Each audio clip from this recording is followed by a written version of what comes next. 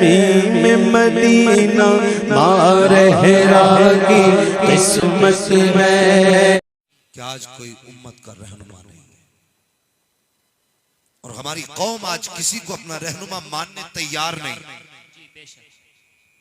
हर बंदा खुद में रहनुमा बना हुआ।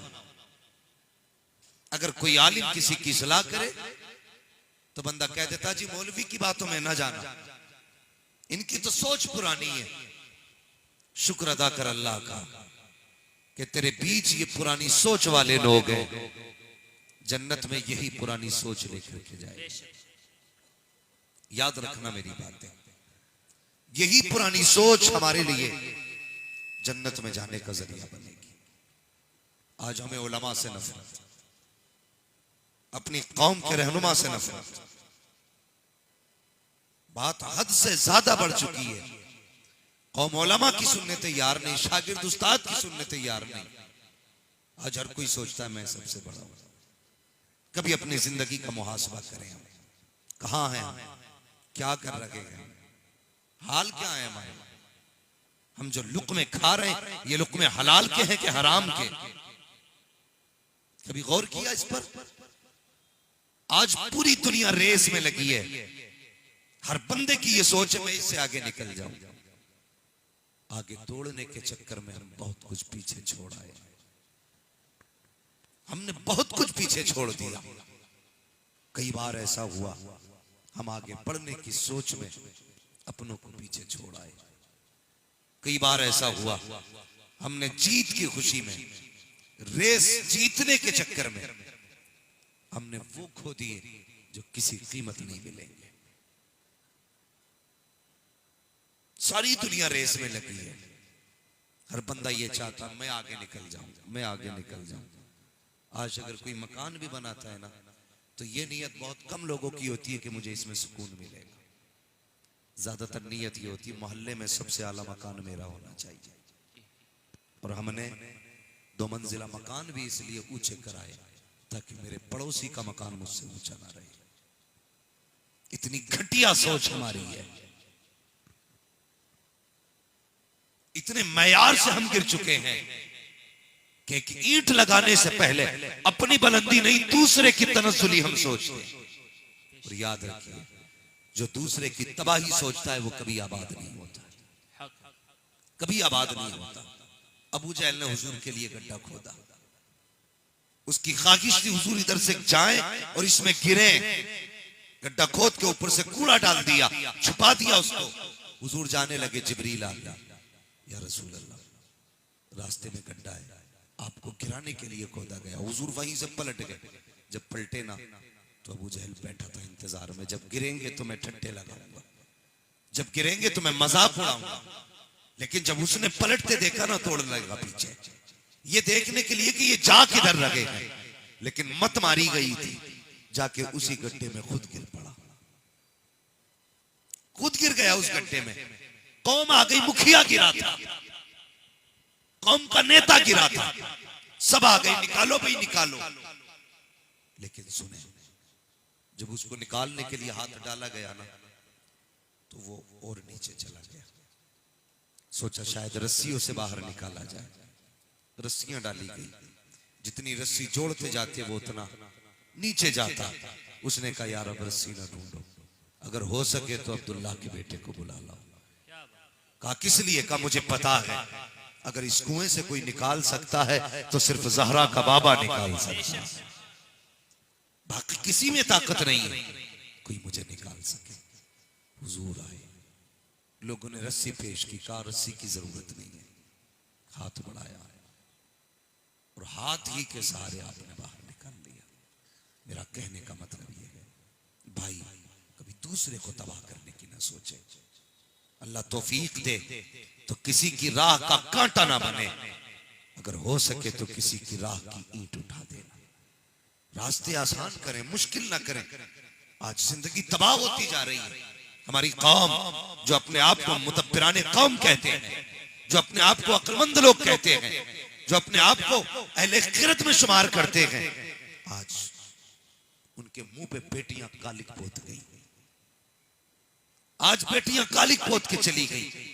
वो लोग जो ये कहते थे कि नहीं मुझे बेटी पे विश्वास है, इस्लाम पे नहीं, मुझे फैमिली पे एतबार है, कानून पे नहीं। आप कहेंगे ऐसा तो किसी ने भी नहीं कहा। मैंने कहा है। जो लोग ये कहते हैं ना कि पर्दा दिल का होता है, नजर का कोई पर्दा नहीं, वो ये कहते हैं कि हमें अपनी औलाद पे एतमाद है, इस्लाम पे। अगर कोई मौलवी कहे नजरें नीची रखो, आज मेरे ख्याल से ये उर्स की महफिल है, अल्लाह सलामत रखे, कई जगहों पे उर्स के नाम पे तबाही हो रही है। जाके देखो कौन सा तमाशा है जो उर्सों में नहीं हो रहा। नाचने वाले स्टेज पे, नाचने वाली स्टेज पे, और वह कौम जो कहती हो से कौसर के जाम पीने, वह कौम सामने बैठ करके वाह वाह करती है, रात भर मौज ली जाती है, आंखें सेकी जाती हैं, सुबह को जन्नत की दुआएं होती है। ये हमारी रात गुजर रही है। कभी सोचो तो सही, दिन कहां रात कहां गुजर रही है। ये मिंबर रसूल है, इसकी इज्जत लाजिम है। इस पे नाचने वालों के लिए ये जगह नहीं, इस पे तो उनके लिए जगह होनी चाहिए जो खुदा से भी प्यार करते हो, मुस्तफा से भी प्यार करते हो। लेकिन हमारी कौम कर क्या रखी है? कौन सी जिल्लत है जो आज उर्सों के नाम पे हमारे पास है? जाओ जाके देखो, उर्सों में औरतें ज्यादा, मर्द कम। कितने लोग बुजुर्गों के मजार पे कुरान खानी करते हैं जाकर के। जाएगा, 4 दुकानें घूमेगा, इससे खुलाना खरीदा, उससे गुब्बारे खरीदे, उससे तमाशा खरीदा, उससे आइटम खरीदा, चल दिया, हो गया उर्स। बुजुर्ग राजी हो गए। हम कहां हैं? किस दुनिया में हम जी रहे हैं? कभी अल्लाह वालों से पूछो, बताओ ये जो मेले लग रहे हैं तुम्हारे मजारों पे, इसकी वजह क्या है? क्या तुम भी तमाशे देखते थे? तुम भी मुकाबले देखा करते थे? क्या करते थे तुम? तो आज भी मजारों से आवाज आएगी, नादान। हम जमीन पे थे तो हम अल्लाह रसूल की बातें करते थे। जब से जमीन के नीचे आ गए हैं, जमाना हमारी बातें करने लग गया। लेकिन इसकी कोई फिक्र नहीं। बीवी भी मियां से कहती है, मियां जी मैंने चादर बोली थी बाबा के मजार की, वो पिट्ठू गधा उंगली पकड़ के मजारों के लिए चला रहा है। हाँ, सिर्फ एक बात बताइए, सिर्फ एक बात, जमीन पे सबसे अच्छी जगह मस्जिद है कि नहीं? इससे भी अच्छी जगह है कोई? कौन सी जगह है सबसे अच्छी? बोले। सबसे अच्छी जगह मस्जिद है। और सबसे बुरी जगह, ये तलबा बोल रहे हैं, अल्लाह इनके इल्म में इजाफा फरमाए, लेकिन कुछ आप भी सुन के और याद करके जाया करो। सबसे बुरी जगह, सारे बोल रहे हैं सबसे बुरी जगह, सबसे अच्छी जगह मस्जिद। मस्जिद में होता क्या है? नमाज। इस्लाम ने औरत को मस्जिद से क्यों रोक दिया? गौर किया इस बात पर? सिर्फ उसकी इज्जत की हिफाजत के लिए इस्लाम ने औरत को मस्जिद से रोका, ताकि ये मस्जिद में जाएगी तो हो सकता है किसी मनचले की नीयत बहक जाए, ये भी हो सकता है किसी का हाथ उठ जाए, ये भी हो सकता है किसी की जबान चल जाए, ये भी हो सकता है कोई गलत निगाह से इसे देख ले, ये भी हो सकता है किसी का हाथ इसकी तरफ पड़ जाए। इस्लाम अच्छी तरह जानता है कि औरत की इज्जत इतनी नाजुक होती है, अगर किसी ने एक बार हाथ उठा दिया तो ये जीते जी मर जाएगी, लेकिन कभी इज्जत वापस नहीं आ जाएगी। इस्लाम ने पाबंदी लगा दी, खातून नमाज पढ़नी है तो मस्जिद नहीं जाना है, घर के अंदर सजदे करने हैं, घर के अंदर कयाम करने हैं। और मुझे बता तो सही बेगैरत बीवियों को लेकर के उर्सों में जाने वालों, मजारों के चक्कर लगाने वालों, इस्लाम का तमाशा बनाने वालों, मुझे बता जो मजहब औरत को मस्जिद में जाने की इजाजत नहीं देता, वो किसी औरत को मजार पे जाने की इजाजत कैसे?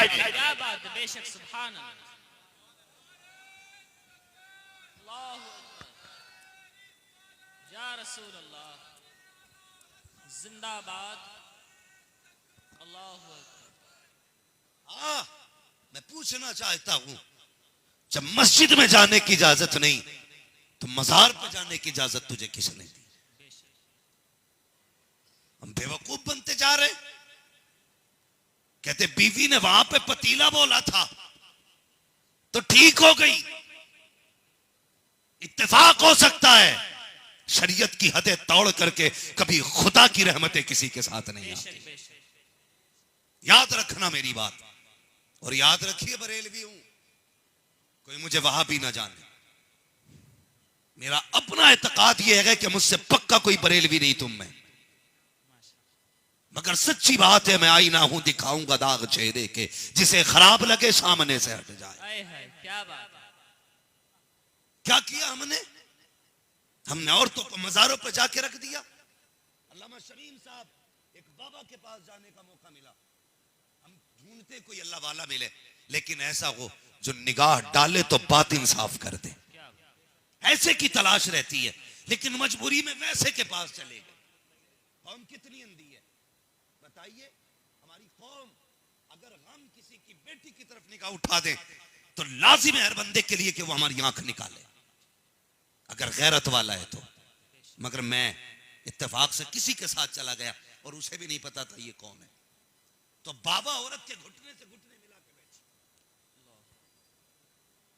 इतनी छूट, इतनी आवारगी, इतनी बेगैरती, तेरी बेटी किसी के घुटने से घुटना मिला के बैठे, तुझे फर्क नहीं पड़ा, तू बाबा बाबा कह के पीछे पीछे रहा। उठा इस्लाम की तारीख, पूछ इन उलमा को आज हम कितने लापरवाह हो रहे हैं। यार दिल दुखता है जब किसी नकाब वाली बेटी को तिलकधारी की गाड़ी में बैठे देखते हैं, तब कलेजे टुकड़े टुकड़े होता है। जब किसी इस्लाम की शहजादी को गैर मुस्लिम की बाइक पे बैठे देखते हैं तब तकलीफ होती है। पता चलता है बाप की मर्जी से आई है, माँ को पता है किसकी गाड़ी में जा रखी है। ओ हया कर, जब तुझसे पूछा जाता है बेटी को किसके साथ भेजा है तो कहते हो राजू है, अपना की बेटा लगता है, हमें मम्मी कह के आवाज देता है, हमारे पति को पापा कहता है, इसलिए पूरा भरोसा है। और शर्म आनी चाहिए, तूने आंखें बंद करके भरोसा किया। कहता पापा कहता है इसलिए बेटी गाड़ी में भेज दी है, बाप कहता है इसलिए बाइक पे बेटी भेज दी है। और पूछ इन उलमा से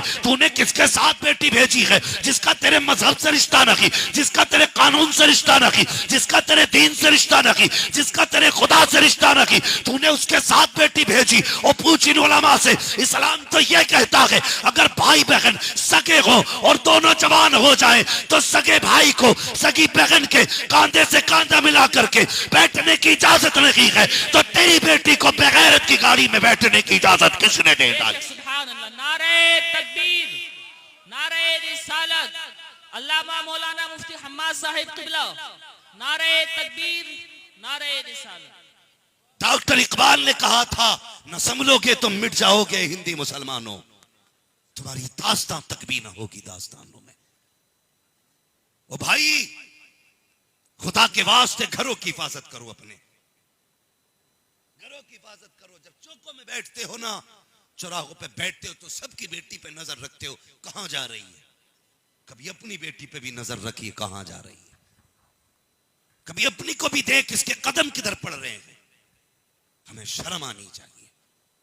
हाँ, इस साल का रिकॉर्ड लोगों ने पेश किया ना तो 7 लाख लड़कियां गैर मुस्लिम हुई हैं।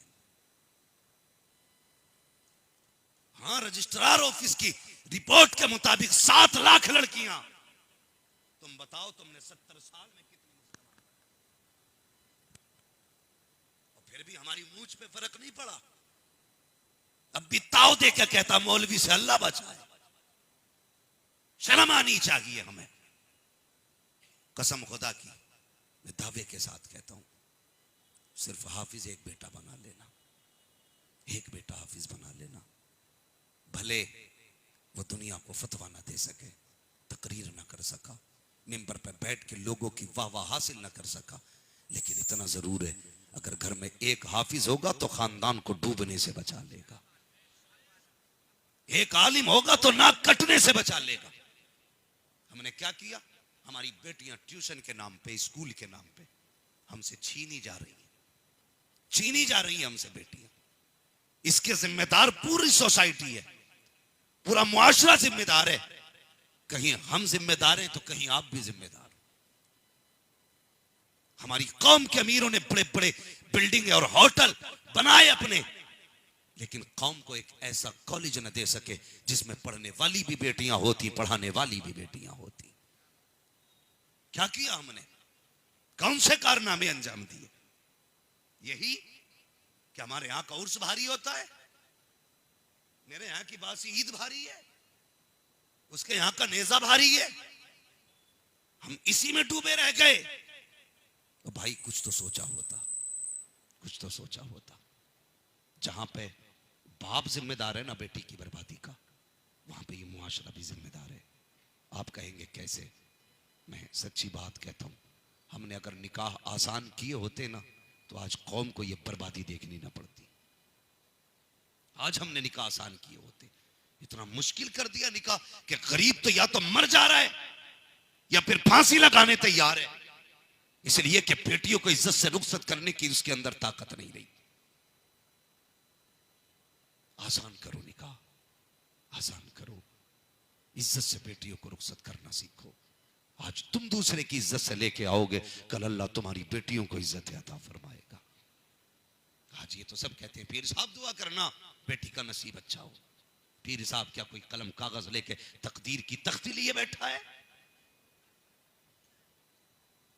हाँ, पीर के हाथ में कलम नहीं है, लेकिन इतना जरूर है पीर रब को राजी करना जानता है।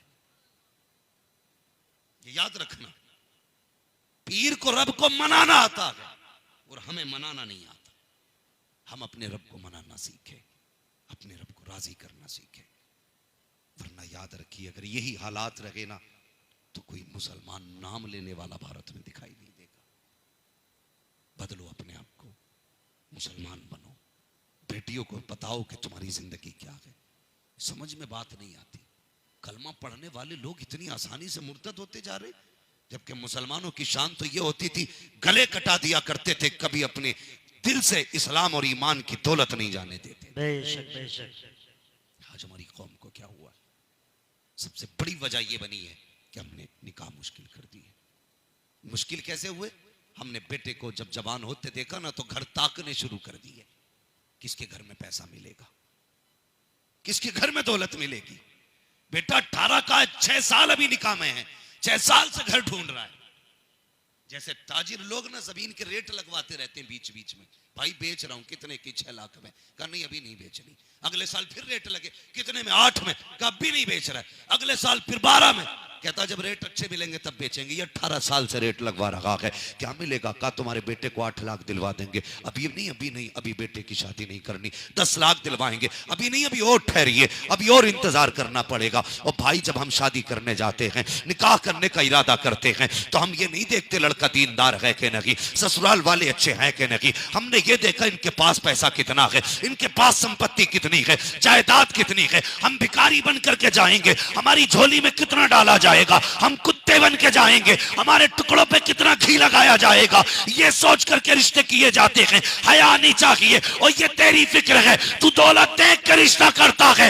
एक फारूक आजम की फिक्र थी, दौलत देख के उन्होंने रिश्ता नहीं किया, बल्कि मुस्तफा जाने रहमत की मोहब्बत देख के बेटे का रिश्ता किया। नारे तकबीर, नारे रिसालत, मसलके आला हजरत उलमाए अहले सुन्नत मुफ्ती हम्माद साहिब इकबिला फैजाने सरकारे गौसे आजम, नारे तकबीर, नारे रिसालत, सुभान अल्लाह माशाअल्लाह। हाँ, सब जानते हैं हज़रत फारूक के कोड़े का जवाब नहीं भाई, बड़ा मारते थे, ये सबको पता है। लेकिन उस आदिल की जिंदगी तो देखो, अल्लाह अकबर, वो कैसा खुदा तरस बंदा। सुना होगा ना आपने, आपकी जिंदगी का मामूल ये था, आप जब दुनिया सोती थी तो रात को चक्कर लगाते थे, रात को चक्कर लगाते। किसी घर से गुजर हुआ, अंदर से आवाज आई, माँ कह रही थी बेटे दूध में पानी मिला ले। तो बेटी ने कहा माँ उम्र का दौर है। माँ ने कहा बेटी उम्र का दौर जरूर है, उम्र देख थोड़ी रहा है। बच्ची ने कहा उम्र तो नहीं देख रहा, उम्र का खुदा देख रहा है। यही जुमले थे ना बच्ची की, उम्र का खुदा देख रहा है।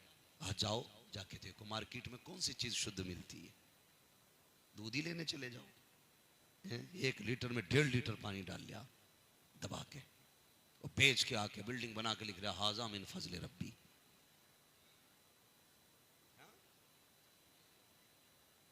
हाजा मिन फजले रब्बी, ये मेरे रब के फजल से बनी है। नहीं भाई ये सूद के पैसे से बनी है, ये ब्याज के पैसे से, ये धोखे के पैसे से बनी है। आज पानी मिला ले, आज तुझे कोई नहीं रोकेगा, लेकिन कब्र में एक एक बूंद का हिसाब देगा, एक एक बूंद का। आज पता ही नहीं हलाल आ रही है कि हराम। बिल्डिंग चमक जाए, लोग ये कहते सेठ जी आ रहे हैं और इतना चंदा दूंगा कि मदरसे वाले बार बार मेरा नाम लेके ऐलान किया करें। बस ये फिक्र रहती है, शोहरत होनी चाहिए। मिलावट मिलावट मिलावट। जाओ दुकानों पर चले जाओ, अक्सर दुकानों पे 1 किलो में 900 ग्राम बंदा तोल रहा है। कपड़ों की दुकानों पे चले जाओ, लाइटें लगा के अंधक करके बेच रहे हैं और लिखा हाजी साहब की दुकान है ये। जैसे पैसे से हज करके आया वैसे ही हज किया होगा। हाजी साहब की दुकान, वापस नहीं होगा खरीदा हुआ माल। क्यों? पता चल जाएगा ना दुकान से निकल के कितना घटिया माल बेचा है। तो धोखा देने में बंदा माहिर है। जो जितना बड़ा धोखेबाज है ना, लोग कहते हैं बड़ा होशियार है। होशियार नहीं, बेवकूफ है। धोखे देने वाला होशियार नहीं होता, धोखा देने वाला सबसे बड़ा बेवकूफ है। तो एक छोटे से इंसान को धोखा दे सकता है, लेकिन ये जो कंधे पे बैठे हुए कलम चला रहे, इनके बारे में क्या गुमान है? इन्हें पता नहीं तूने दूध में पानी मिलाया? इन्हें पता नहीं तूने 1 किलो की जगह 900 ग्राम तोले? हाँ, कम कोई नहीं है, न कम खरीदार है न कम बेचने वाला है। ये ठेलों पे जाके देखो, ऊपर लगा देंगे खूबसूरत आम, रेट कह रहे क्या रेट है? 80 रुपए किलो। तो देख के बंदा कहता चल देव भाई 80 रुपए किलो, आम तो अच्छा है।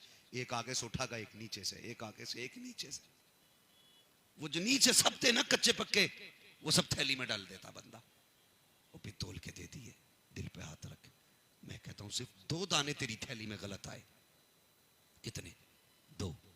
उन 2 दानों का पैसा, 2 अदद का पैसा अगर 10 रुपए भी मान ले और तेरे 10 लाख में मिल गए जाकर के, जो तूने धोखा दे करके लोगों से हासिल किए थे, अल्लाह तेरे 10 लाख की कमाई को बर्बाद कर देगा। कभी सोचा इस बारे में? क्या हुआ जी, 2 ही आम तो गलत दे दिए थे। हाँ, अगर बेचने वालों के अंदर यह हाल है तो खरीदार भी कम नहीं है। 3 ठेले लगे देखेगा ना तो सौदा करना हुक्म है, सौदा करो। कम से कम 3 जगह रेट पता करने की इजाजत है, लेकिन बेवकूफ बनाने की नहीं। उसके कान में जाके कह रहा क्या रेट दिया है? तो वो कहता 70 रुपए। कहता हूं वो तो 60 को दे रहा, तू 70 को दे रहा है। वो कहता बताना मत, चल 65 दे दिए। उसे छोड़ के तीसरे पे गया, क्या रेट दिया?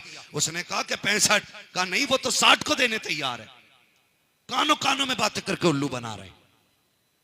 रेट पता करने की इजाजत, बेवकूफ बनाने की नहीं। दोनों ही बराबर चला के, खरीदने वाला इतनी लंबी छुरी लाया तो बेचने वाला इतना लंबा छुरा लिए बैठा है। जिसका मौका लग गया उसने ही चला दी। ये इस्लाम है? और जब तक तुम दूसरे के बारे में नहीं सोच सकते भला, तो तुम्हारे बारे में भला कैसे हो सकता है?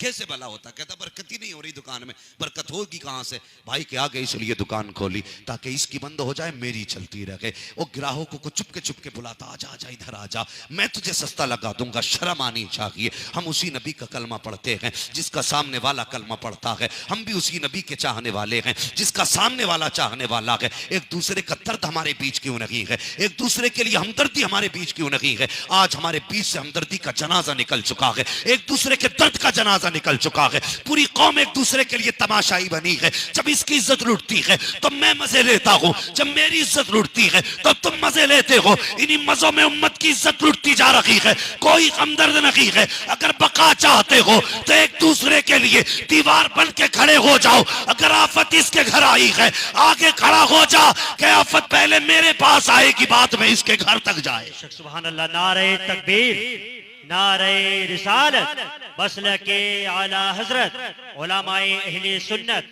मुफ्ती हम्माद साहिब किबला। नारे तकबीर, नारे रिसालत। सुभान अल्लाह, सुभान कब तक अल्लाह। तमाशाई बने रहोगे? आज मौज आ रही है, लगी पड़ी है। 10 लाख मिल गए बेटे को, होश थोड़ा ही है। जिस चौराहे पे बैठ रहा, यहाँ जी रिश्ता हुआ है, बेटे को 5 लाख मिले, 10 लाख मिले, गाए जा रहे हैं।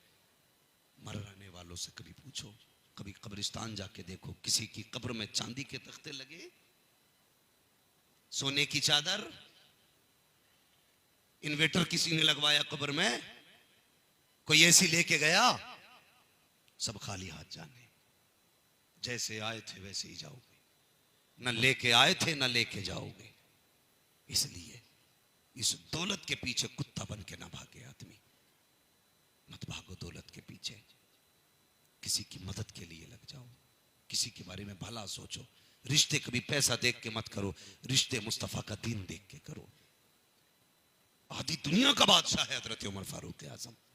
आज 4 मोहल्लों की प्रधानियां बन जाती है ना, तो फिर वो कपड़ों में नहीं आती है, बार बार यूं करता यूं, कौन है साहब प्रधान जी जा रहे हैं, कपड़े का कलर बता देता प्रधान है। आधी दुनिया का बादशाह है उमर। घर आया शरीक हयात, कहा जी बेटे का रिश्ता करना है कि नहीं? कहा मेरे सरताज ये फैसला तो आपको करना है। कहा बेटा जवान हो चुका है, रिश्ता तलाश कीजिए। कहा रिश्ता तो मिल चुका है। कहा किस जगह पे? चलो फला मकाम है, फला जगह है, फला मोड़ है, उस जगह पे एक औरत रहती है, उसके घर से बेटे का रिश्ता करना है। मियाँ बीवी दोनों उठे, हजरत उमर दरवाजे पे आ गए। आज बेटी का रिश्ता जब किया जाता है, पहले बेटी वालों को जलील किया जाता है, रुसवा किया जाता है, पहले उनसे पैर की जूती साफ कराई जाती है, तब जाके उसकी बेटी को घर में जगह दी जाती है। आज तारीख उमर देख उठा करके हजरत उमर की जिंदगी आप देखिए। मियाँ बीवी दोनों चले गए, आए गए, चलने के बाद दरवाजे तक पहुंचे। बीवी ने कहा अंदर नहीं चलते? कहा नहीं मेरी ज़ौजा आप चली जाओ, और जाके ये मत बताना मैं उमर की बीवी हूँ, ये मत बताना मैं दरवाजे के बाहर खड़ा हूँ। अल्लाह अकबर। बीवी अंदर गई है, जाने के बाद कहा खातून अस्सलाम वालेकुम। बीवी ने जवाब दिया कैसे आना हुआ? का बड़ी कीमती चीज लेने आए थे। का मेरे घर पे तो कोई भी कीमती चीज नहीं है, मैं बेवा हूँ, बेटी यतीम है, मेरे घर में कुछ भी तो कीमती नहीं है। ऐसी कौन सी कीमती चीज है जो तुम लेने के लिए आई हो? कहा कि मैं तुम्हारी बेटी लेने के लिए आई हूँ। इतना सुनना था, खातून के तेवर बदल गए, चेहरा बदल गया, अंदाज बदल गया। कहने करीब बस कर खातून चुप हो जा। कहा किस लिए? कहा किसी अजनबी को यूं तो बेटी नहीं दी जाती है, बता तो सही कौन है तू, कहां की रहने वाली है, बेटा किसका है, नाम क्या है बेटे का? हजरत उमर फारूक आजम की बीवी रिश्तों को छुपाना चाहती थी, इस राज पे पर्दा डालना चाहती थी कि मैं अमीरुल मोमिनीन की बीवी हूं। अल्लाह अकबर। जब कहा था किसकी बेटी, किसका बेटा है, बाप कौन है तेरे बेटे का, तो मजबूरी के साथ कहना पड़ा कि मैं अमीरुल मोमिनीन फारूक आजम की बीवी हूं। अल्लाह अकबर। इतना सुनना था, चीख निकली खातून की, रो के कहती है माफ किया जाए, हम तुम्हारी बराबरी के नहीं है, हम ठहरे गरीब लोग और आपके शोहर अमीरुल मोमिनीन हैं, आधी दुनिया के बादशाह है। अल्लाह अकबर। इतना सुना हजरत उमर की आंख में आंसू आ गए। हजरत आपकी ज़ौजा रोने लगी, हाथ पकड़ा दरवाजे पे लाई कि देख उमर का हाल क्या है। फरमाया जाता है, तारीख में आता है, जब वो बाहर दरवाजे पे आई, हजरत उमर की आंख में आंसू थे, रो के कह रहे थे या अल्लाह इस दरवाजे से खाली ना लौटाना, इस दरवाजे से उमर को खाली ना लौटाना। आपके आंसू रंग लाए। खातून ने इजाजत दे दी, आपके बेटे का निकाह हुआ, निकाह के बाद रुखसती हुई, बेटी घर आई है। अब जरा बेगैरत ससुर सुने, जब बहू के गले में हाथ डाल के कहते हैं ये तो मेरी फ्रेंड लगती है, ये तो मेरी दोस्त है, इससे मेरी दोस्ती का रिश्ता है, हया नहीं चाहिए। बहुओं से दोस्ती का रिश्ता नहीं, बहुओं से बेटी का रिश्ता होता है, बाप का रिश्ता होता है। नजरों में हया रखा करो, दूसरे की बेटी को अपनी बेटी की तरह रखा करो। खुदा की कसम अगर तुम्हारा किरदार ऐसा हो गया तो खुदा भी राजी हो जाएगा, मदीने वाला मुस्तफा भी राजी हो। सुभान अल्लाह। नारे तकबीर, नारे रिसालत, मसलके आला हजरत उलमाए अहले सुन्नत मुफ्ती हम्माद साहिब किबला फैजाने सरकारे गौसे आजम उर्से भरपूर शाह बाबा।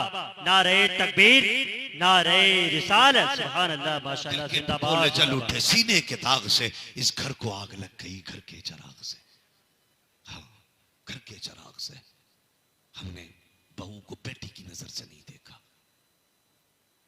हमने उसे अपना हरीफ जाना, मद्दे मुकाबिल जाना। लोग कहते हैं बहू इज्जत नहीं देती, मैं कहता हूं कभी उसे बेटी की निगाह से देख।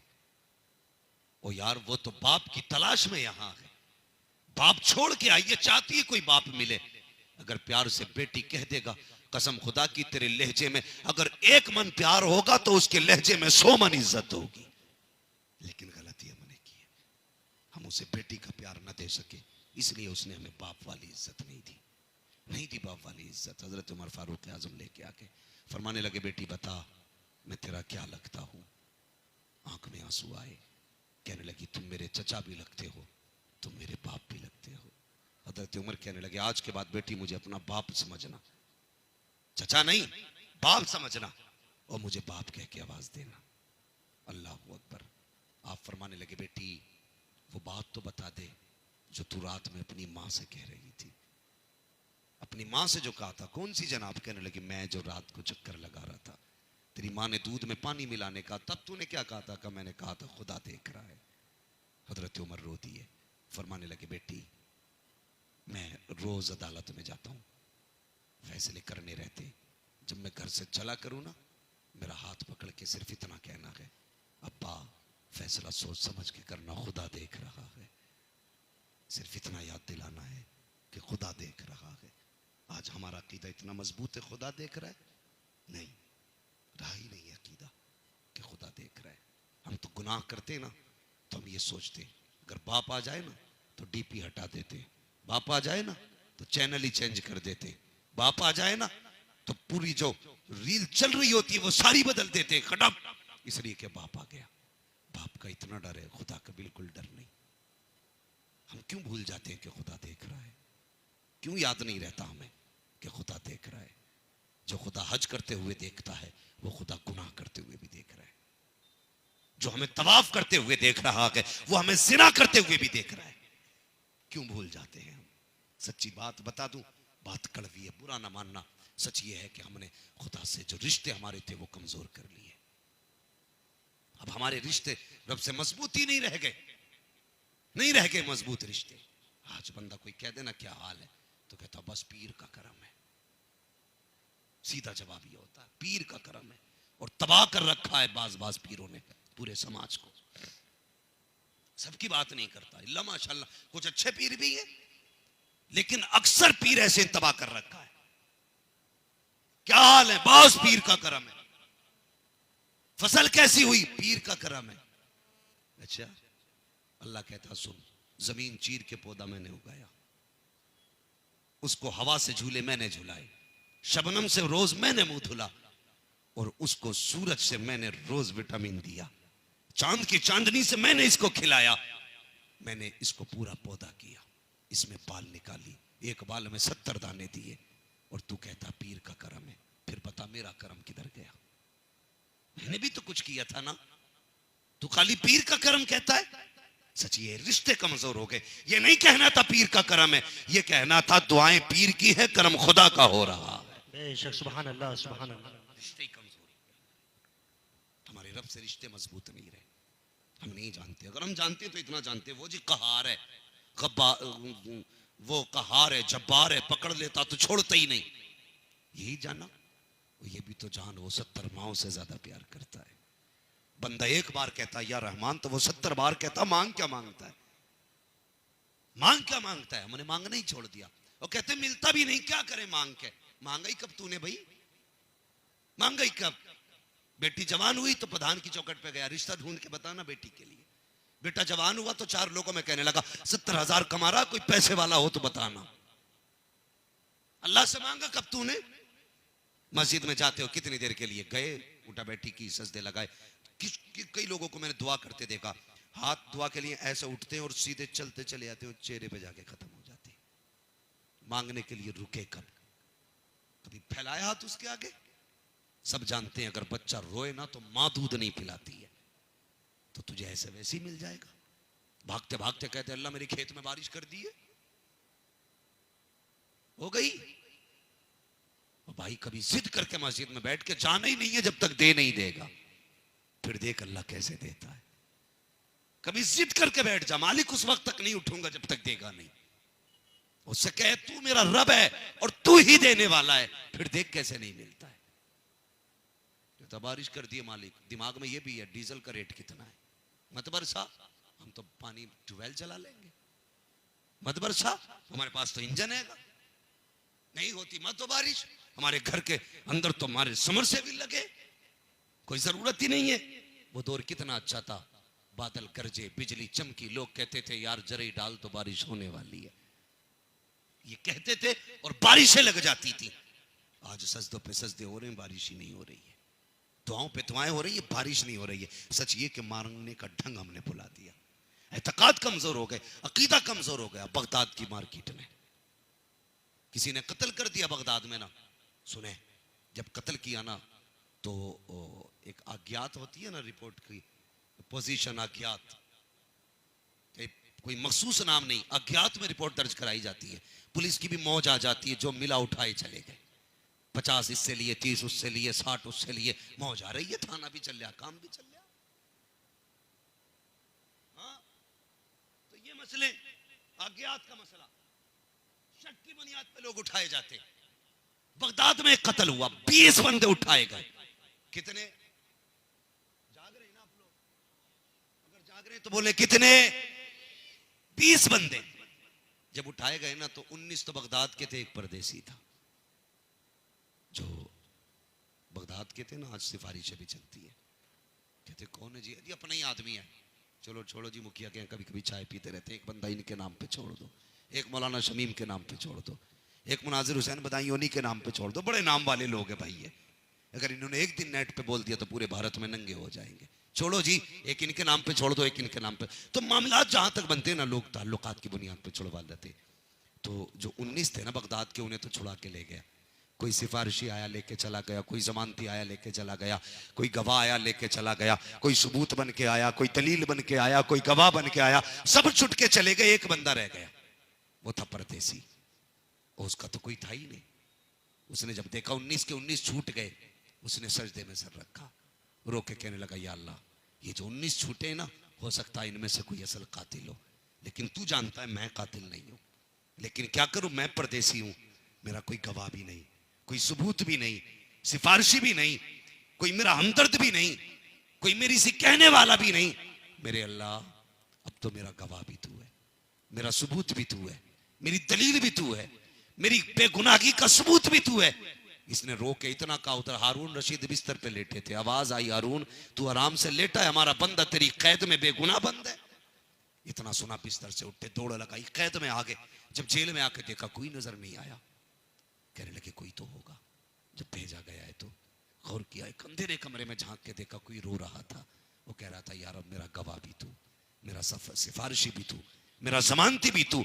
गए, जाके हाथ पकड़ के उठाया, क्या यार बस कर, चल घर चल। लेके आए, सुबह को नहलाया, दरबारी लिबास पहनाया, ऐलान कर दिया, लो लो बगदाद में आओ, लोगो इसका चेहरा देखो। किसी की जमानत किसी के बाप ने ली है, लेकिन ये वो नसीब वाला बंदा है जिसकी बेगुनाही की जमानत खुदाए पाक ने दी है। सच ये हमने पुकारना छोड़ दिया रब को, हमारे रिश्ते कमजोर हो गए अल्लाह से।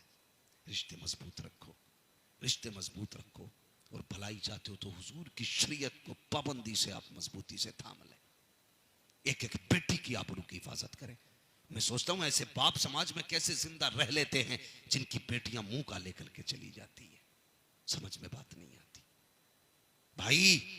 इज्जतें बार बार नहीं मिलती। प्रॉपर्टी खरीद लोगे, बिल्डिंग खरीद लोगे, गाड़ियां खरीद लोगे, बंगले खरीद लोगे, लेकिन इज्जतें खरीदी नहीं जाती। बेटियों को समझाओ, उन्हें बताओ कि तू कनीज़े फातिमा ज़हरा है। उन्हें समझाओ कि तुम्हारा एक कदम पूरे समाज, पूरी सोसाइटी को जलील कर देगा। संभाल के रखो बेटियों को।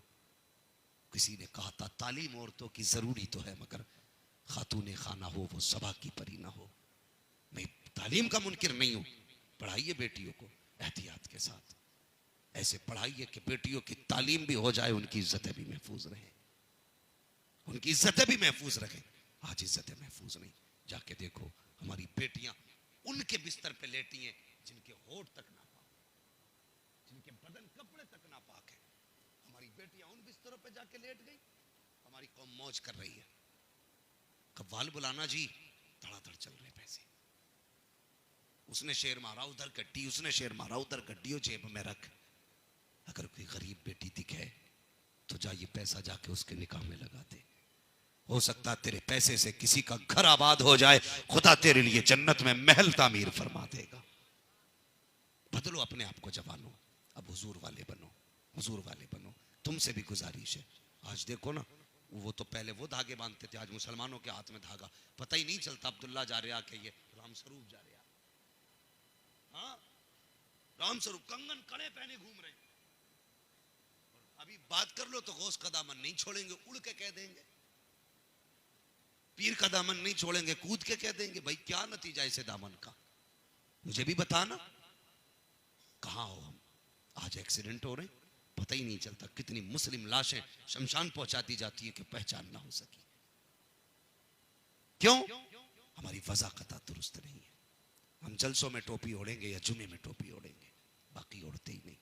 तुम्हें क्या लगता है ये मौलवियों ने जो कुर्ता पजामा पहन रखा, ये किसी ने कान पे बंदूक रख के पहनाया? किसी ने गर्दन पे छुरी रखी के पहन वरना गला काट देंगे? किसी ने जबरदस्ती पहनाया? नहीं, हमने किसी के दबाव में आके नहीं पहना है। उलमा ने कुर्ता पजामा किसी के जोर जबरदस्ती से नहीं पहना। ये जमात इसलिए कुर्ता पजामा पहनती है कि मेरे हुजूर को ये लिबास पसंद है। हमारे चेहरों पे दाढ़ियां इसलिए कि ये हुजूर वाला चेहरा है। हमने बालों की कटिंग बनाई ताकि लड़की पसंद करे, हमने शेविंग कराई ताकि लड़कियां पसंद करें। कभी चेहरा ये सोच के बना लेता वो चेहरा कौन सा है जिसको मदीने वाले हुजूर पसंद करने लग जाएं। कभी ये सोच के चेहरे बनाओ, कभी चेहरे हुजूर वाले बनाओ, लिबास मुस्तफा वाला पहनो, अपने घरों के हालात बेहतर करो। हर मुस्लिम की जिम्मेदारी है अपनी बेटी की हिफाजत करे। अगर कोई आगाह करे तेरी बेटी को फलां के साथ फलां ढाबे में बैठा देखा है, तो लड़ जाता बंदा, कहता जी मेरी बेटी को उड़ा रहे हो तुम, मेरी बेटी के तहज्जुद कज़ा नहीं होती, मुसल्ले से उतरती नहीं, तूने ढाबे में कब देख लिया? वो शर्म कर। अगर कोई आगाह करे होशियार हो जा। कल जब भाग जाती है तो आके कहता है मौलाना आसिम साहब तावीज दे दो। क्यों? शाम गई है, सुबह तक आ जाए। तुझे क्या लगता तेरी 22 साल की गलती पे ये 1-2 मिनट का तावीज पर्दा डाल देगा? ये गलती तू 22 साल से कर रहा था। तुम कहोगे कैसे की और कब की? मैं बात बता के बात खत्म कर लूं। जब तुम्हारी बेटी 2 साल की हुई, तुम मार्केट गए, तुमने उसकी बत्तियों वाली ड्रेस खरीदी। तुमने सोचा बच्ची छोटी है, कौन देख रहा है, ये तो अभी ना समझ बच्ची है। जब बच्ची को तुमने बचपन से वो लिबास पहनाया जिसमें आधा जिस्म खुल रहा था, आधा छुपा था, बच्ची ने उसी लिबास में शऊर पाया। फिर बच्ची और बड़ी हो गई, वो तो बचपन से वो जहन में लिबास था उसके कि आधा कपड़ा पहनना है जिससे आधा बदन खुला रखे, आधा छुपा रखे। इसी सोच में बच्ची ने जवानी की दहलीज पे कदम रखा। फिर जब बाप शोरूम में लेके गया, बेटी बता कौन सा चाहिए, उसने उसी पे हाथ रखा जो 2 साल की उम्र में बाप ने पहनाया था। अब बाप में ताकत न थी, उसका हाथ रोक लेता, बाप में जरूरत न थी, उसका हाथ रोक लेता। फिर कहा जाए जनाब तुमने ये लिबास क्यों पहनाया? कहा क्या करते? बेटी नहीं मानी। ये मानती कहां से? तूने 2 साल की उम्र में जब बच्ची को नंगा कर दिया था, ये 16 साल में तुझे नंगा होके दिखाएगी, 18 साल में कपड़े उतार के दिखाएगी। ये इस्लाम नहीं है। इस्लाम तो ये है जब बेटी तेरी 2 साल की थी तब तू पर्दे वाला लिबास पहना था, सर से लेके पैर तक बेटी को छुपा के रखता। अगर 18 साल की हो जाती, इससे पूछता तू बेटी क्या पहनेगी, तो ये नचनियों के लिबास पे हाथ न रखती। अगर ये हाथ रखती तो फातिमा ज़हरा के लिबास पे हाथ रखती। गलत